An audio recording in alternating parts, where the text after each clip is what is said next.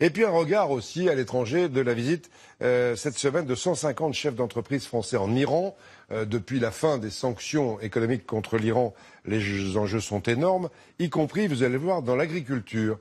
Par exemple, un éleveur de la Creuse qui vend chèvres et moutons aux Iraniens. Entre la Creuse et Téhéran, Guillaume Debray et Gilles Parot. Il est l'un des 2 derniers éleveurs à avoir conservé cette race de brebis. En France, la Romanov n'est plus très populaire, mais dans d'autres pays, elle reste encore très appréciée. Bon, elle a de bonnes valeurs laitières et c'est une brebis qui convient très bien au croisement dans des systèmes intensifs. Ouais. Mais jamais cet éleveur de la Creuse n'aurait imaginé vendre un jour ses brebis à la République islamique d'Iran. C'est pourtant ce qu'il a fait avec l'aide d'un organisme de sélection nationale.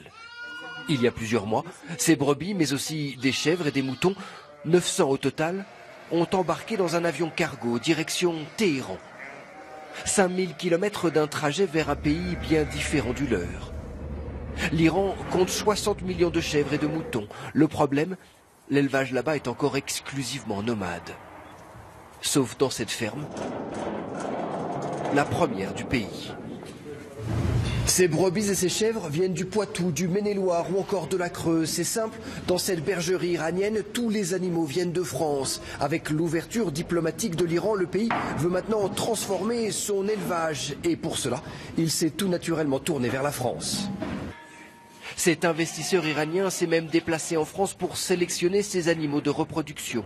Des alpines, des rouges de l'Ouest ou des Romanov, qu'il croisera avec des races locales pour transformer son cheptel et augmenter sa rentabilité.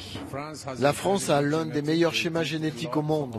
Le pays a préservé un très bon patrimoine. Ces animaux de reproduction, je pense que nous devons encore en acheter 50 000.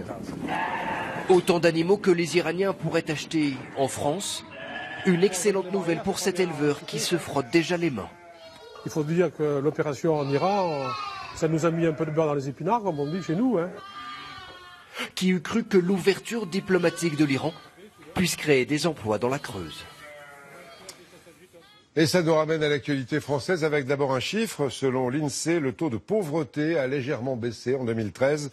14% de la population, ça reste énorme.